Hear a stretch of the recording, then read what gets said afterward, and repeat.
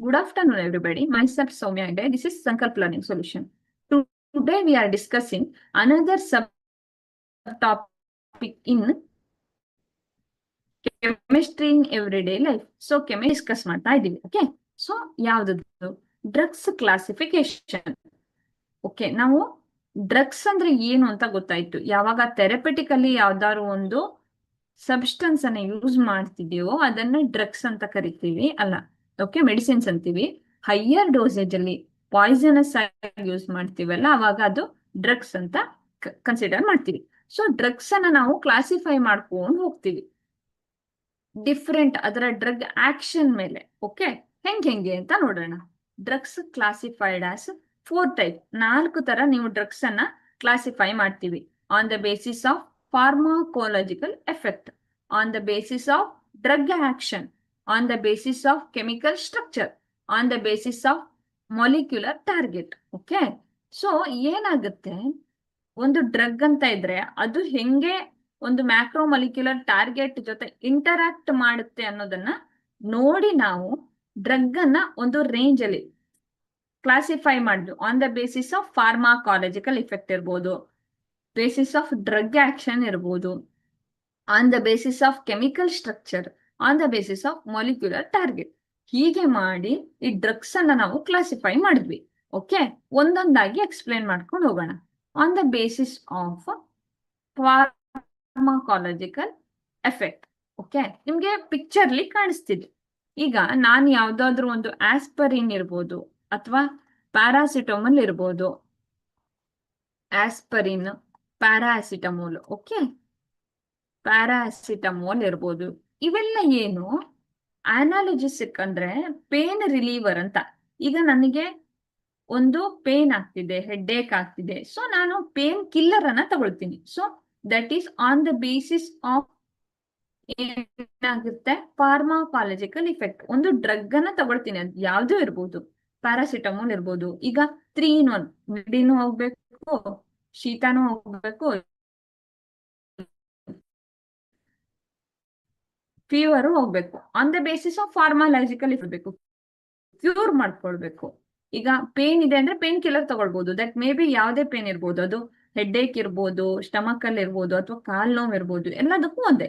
On the basis of pharmacological effect. Antibiotics ಅಂದ್ರೆ anti bacterial, ಬ್ಯಾಕ್ಟೀರಿಯಾನ kill ಮಾಡುವಂಥದ್ದು. ಅದು ಯಾವುದೇ ಬ್ಯಾಕ್ಟೀರಿಯಾ ಇರಬಹುದು. ಆಂಟಿ ಹಿಸ್ಟಮೈನ್, ಈಗ ಅಲರ್ಜಿ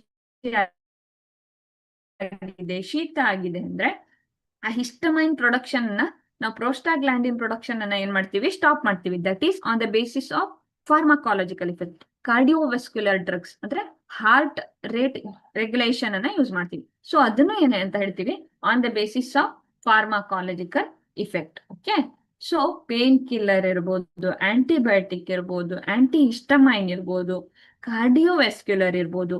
ಯಾವುದನ್ನೇ ತಗೊಂಡ್ರು, ಯಾವಾಗ ನೀವು ಆ ಮೆಡಿಸಿನ್ ಏನು, ಆ ಡ್ರಗ್ ಏನ್ ಆಕ್ಷನ್ ಆಗುತ್ತಲ್ಲ, ಅದರ ನೇಮ್ ಅನ್ನ ಬಿಟ್ಟು ಅದರಲ್ಲಿ ಇರೋ ಡ್ರಗ್ಸ್ ಅಲ್ಲಿ ಇರೋ ಕಂಟೆಂಟ್ ಅನ್ನ ಬಿಟ್ಟು ಎಲ್ಲಾ ಬಿಟ್ಟು ನಾವೇನ್ ಎಫೆಕ್ಟ್ ಅಂತ ಕನ್ಸಿಡರ್ ಮಾಡ್ತೀವಿ. Okay, next on the basis of drug action. Okay, ಒಂದೇ ಮೆಡಿಸಿನ್ ಮಲ್ಟಿಪಲ್ ಯೂಸ್ ಇರುತ್ತೆ. ಸೊ ಆಸ್ಪರಿನ್ ಒಂದೇ ಅಂತ ಕನ್ಸಿಡರ್ ಮಾಡಿದ್ವಿ. ಆಸ್ಪರಿನ್ ಒಂದೇ ಏನ್ ಮಾಡುತ್ತೆ, ಆಸ್ಪರಿನ್ ಒಂದೇ ಮೆಡಿಸಿನ್. ಈ ಮೆಡಿಸಿನ್ ಆಂಟಿ ಇನ್ಫ್ಲೇಮೇಟರಿ ಆಗು ವರ್ಕ್ ಆಗುತ್ತೆ, ಹಾರ್ಟ್ ರೇಟ್ ಅನ್ನು ಸರಿ ಮಾಡುತ್ತೆ, ಸೆಲ್ ವಾಲ್ ಅಲ್ಲಿ ಡಿಸ್ರಪ್ಷನ್ ಆಗೋದನ್ನು ಏನ್ ಮಾಡುತ್ತೆ, ಹೀಲ್ ಮಾಡುತ್ತೆ. On the basis of drug action. ಅಂದ್ರೆ ಒಂದೇ ಮೆಡಿಸಿನ್ ಮಲ್ಟಿಪಲ್ ಯೂಸ್ ಆಗ್ತಿದೆ ಅಂದ್ರೆ that is on the basis of drug action. ಈಗ ಶೀತ ಇರುತ್ತೆ, ನೆಗಡಿ ಇರುತ್ತೆ, ಜ್ವರ ಇರುತ್ತೆ, ಇವೆಲ್ಲದಕ್ಕೂ ಒಂದೇ medicine. That is on the basis of drug action. ಅಂದ್ರೆ ಯಾಕೆ, ಯೂಶುವಲಿ ಈ ಆಸ್ಪರಿನ್ ಏನ್ ಮಾಡುತ್ತೆ, ಪ್ಲೇಟ್ಲೆಟ್ ಕೋಆಗ್ಯುಲೇಷನ್ ಅನ್ನ ಪ್ರಿವೆಂಟ್ ಮಾಡುತ್ತೆ. ಓಕೆ, ಅಂದ್ರೆ ನಮ್ಮ ಏನ್ ಪ್ಲೇಟ್ಲೆಟ್ ಇರುತ್ತಲ್ಲ, ಇದು ಕೋಆಗ್ಯುಲೇಟ್ ಆಗೋದನ್ನ ನಿಲ್ಸುತ್ತೆ. ಸೊ ಕಾರ್ಡಿಯೋಕ್ಯುಲರ್ ಡ್ರಗ್ಸ್ ಏನ್ ಮಾಡ್ತವೆ ಹೇಳಿ, ಹಾರ್ಟ್ ಅಲ್ಲಿ ಈಗ ಕೋಆಗ್ಯುಲೇಷನ್ ಕರೆಕ್ಟ್ ಆಗಿ ಆಗಿಲ್ಲ, ಸರಿಯಾಗಿ ಆಗ್ತಿಲ್ಲ ಅಂದಾಗ ಬ್ಲಡ್ ಫ್ಲೋ ಚೆನ್ನಾಗಾಗ್ತಿದೆ ಅಂತ ಅರ್ಥ. ಬ್ಲಡ್ ಫ್ಲೋ ಚೆನ್ನಾಗಾಗ್ತಿದೆ ಅಂದ್ರೆ ಹಾರ್ಟ್ ಏನಾಗ್ತಿದೆ, ಫಂಕ್ಷನಿಂಗ್ ಸರಿ ಆಗುತ್ತೆ ಅಂತ. ಸೊ ಪ್ಲೇಟ್ಲೆಟ್ ಕೋಆಗ್ಯುಲೇಷನ್ ಆಸ್ಪರಿನ್ ಏನ್ ಮಾಡುತ್ತೆ, ನಿಲ್ಸುತ್ತೆ ಅಲ್ವಾ. ಸೊ ಅದನ್ನ ಅದು ಏನ್ ಮಾಡುತ್ತೆ, ಸ್ಲೋ ಮಾಡ್ಕೊಂಡು ಬರುತ್ತೆ. ಇನ್ನೊಂದು ಏನಂದ್ರೆ ಅನಾಲಜಿಸಿಕ್ ಆಗಿ ವರ್ಕ್ ಆಗುತ್ತೆ. ಅಂದ್ರೆ ಆಂಟಿ ಇನ್ಫ್ಲಮೇಟರಿ ಇದೆ. ಅಂದ್ರೆ ಪ್ರೋಸ್ಟಾಗ್ಲಾಂಡಿನ್ ಪ್ರೊಡಕ್ಷನ್ ಏನಿದೆ, ಈ ಪ್ರೋಸ್ಟಾಗ್ಲಾಂಡಿನ್ ಪ್ರೊಡಕ್ಷನ್ ಏನ್ ಮಾಡುತ್ತೆ, ಬಾಡಿಯಲ್ಲಿ ಇನ್ಫ್ಲಮೇಷನ್ ಅನ್ನು ಉಂಟು ಮಾಡುತ್ತೆ. ದಟ್ ಮೇ ಬಿ ಏನು ಇನ್ಫ್ಲಮೇಷನ್ ಅಂದ್ರೆ ಈಗ ಹೊಟ್ಟೆ ನೋವು ಇರ್ಬೋದು, ಹೊಟ್ಟೆಲಿ ಉರಿ ಇರ್ಬೋದು, ತಲೆನೋವು ಇರ್ಬೋದು. ಈ ತರ ಪ್ರೋಸ್ಟಾಗ್ಲಾಂಡಿನ್ ಪ್ರೊಡಕ್ಷನ್ ಇಂದಾನೇ ಏನಾಗ್ತಾ ಇರುತ್ತೆ, ನಮ್ಮ ಬಾಡಿಯಲ್ಲಿ ಇನ್ಫ್ಲಮೇಷನ್ ಆಗುತ್ತೆ. ಸೊ ಅದನ್ನ ಏನ್ ಮಾಡುತ್ತೆ, ಹೀಲ್ ಮಾಡುತ್ತೆ. ಇನ್ನು ಆಂಟಿ ಬ್ಯಾಕ್ಟೀರಿಯಲ್ ಅಂತ ಕೊಟ್ಟಿದ್ದಾರೆ. ಆಂಟಿ ಬ್ಯಾಕ್ಟೀರಿಯಲ್ ಅಂದ್ರೆ ಏನ್ ಹೇಳಿ, ಬ್ಯಾಕ್ಟೀರಿಯಲ್ ಸೆಲ್ಗಳನ್ನು ಬರ್ದೇ ಇರೋ ತರ. On the basis of drug action, one drug ಏನೋ 1 to 3 ಯೂಸಸ್ ಇರುತ್ತೆ. 1 ಅಥವಾ 2, 3 ಯೂಸ್ಗಳು ಒಂದೇ ಡ್ರಗ್ ಮಾಡ್ತಾ ಇದೆ ಅಂದ್ರೆ on the basis of drug action ಅಂತ ಕರಿತೀವಿ ನಾವು. ಅರ್ಥ ಆಗ್ತಿದ್ಯಾ? Okay, next on the basis of chemical structure.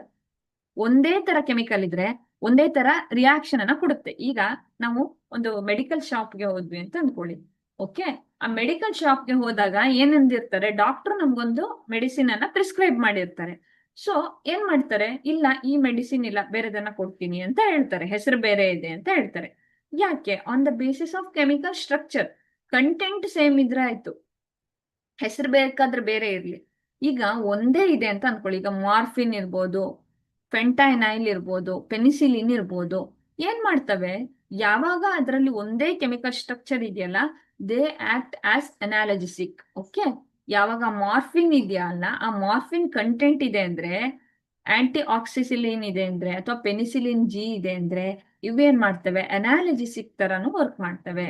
ಅಂದ್ರೆ ಏನ್ ಮಾಡ್ತಾರೆ, ಪೇನ್ ರಿಲೀವ್ ಆಗ್ಬೇಕು ಅಂದ್ರೆ ಕೆಮಿಕಲ್ ಸ್ಟ್ರಕ್ಚರ್ ತುಂಬಾ ಇಂಪಾರ್ಟೆಂಟ್. ಕೆಮಿಕಲ್ ಸ್ಟ್ರಕ್ಚರ್ ಯಾವ್ದಿದೆ ಅಂತ ನೋಡ್ತಾರೆ. ಸೇಮ್ ಕೆಮಿಕಲ್ ಸ್ಟ್ರಕ್ಚರ್ ಇದೆ ಅಂದ್ರೆ ಸೇಮ್ ಡಿಸೀಸ್ ಅನ್ನ ಹೀಲ್ ಮಾಡುತ್ತೆ ಅಂತ ಅರ್ಥ. Okay, that is on the basis of chemical structure.